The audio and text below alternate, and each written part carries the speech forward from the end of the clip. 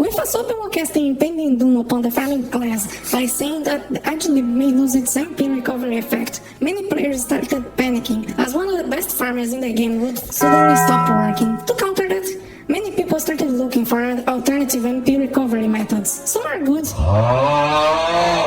while others are...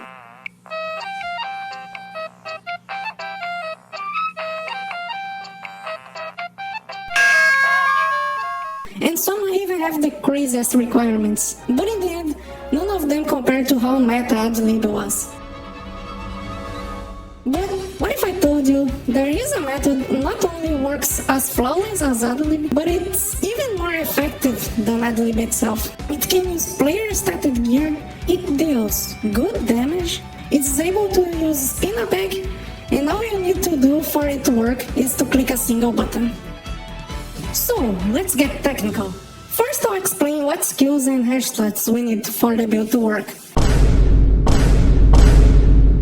And the only requirements are those 3 skills. Let me explain.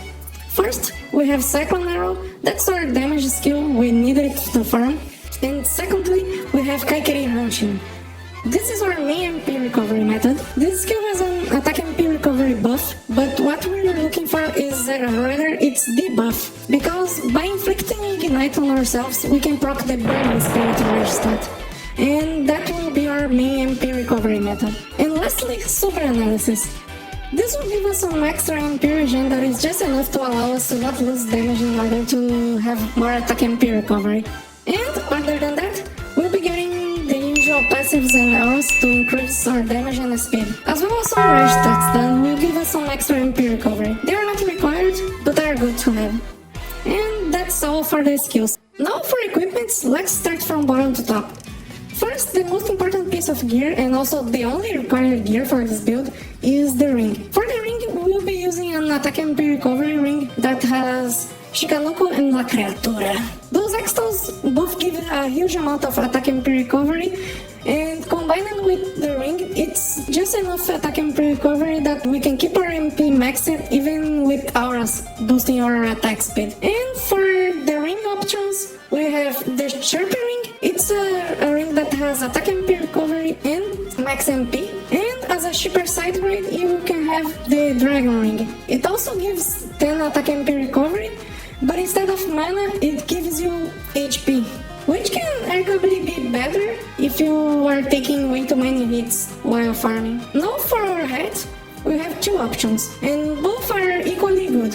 First, we have the spinner bag that will be giving us additional drop rate, and secondly, we have the utility additional gear. Anything that can increase your crit rate, attack MP recovery, or motion speed is good, but you can also use any gear that will increase your damage, if you feel that you are lacking damage. For armor, we can simply share any armor with our main DPS. The only stat we really want is the attack percent and maybe DTE. But if you don't have any player-made armor, you can use the Mugon robe that will be giving attack and some attack MP recovery. For our arrow, we'll be using either Star Hammer for crit rate, Ilmano for motion, or Pearl Sakura for some extra mana that will be converted to attack MP recovery. And last but not least, we have our bow. It can be any player-made bow, even those with negative natural MP regen, because even with this negative, we still have enough MP regen to keep our mana maxed. We also can use some untradeable bows that give us some good trade-off of damage for speed. The amount of speed you can have is only limited by how many attack MP recovery you have. So naturally, the more attack MP recovery you have, the more speed you can use during your farming. And the best in slot bow for it is the Shadow Bow. Recently released on the Hanami event, not only it gives the highest attack MP recovery, but also it has good offensive stats, and even better than that, it also has a huge amount of attack speed. And it also comes with a guaranteed slot, making it easily the best bow for farming. With just this bow in your ring, you have enough attack MP recovery to run max motion. And also, if you have one saved, you can use the Niv bow that has less attack and recovery, but the damage and crit rate are a good trade-off. As for non-event options, we have the Peace Curva bow. It has some nice stats, and the cast speed can make it so you can also use Warcry of Struggle if you want to. And the wearable comes with a nice 10% motion speed. So, now that you know how to build this farm, let's put it into practice and see how it performs in multiple scenarios.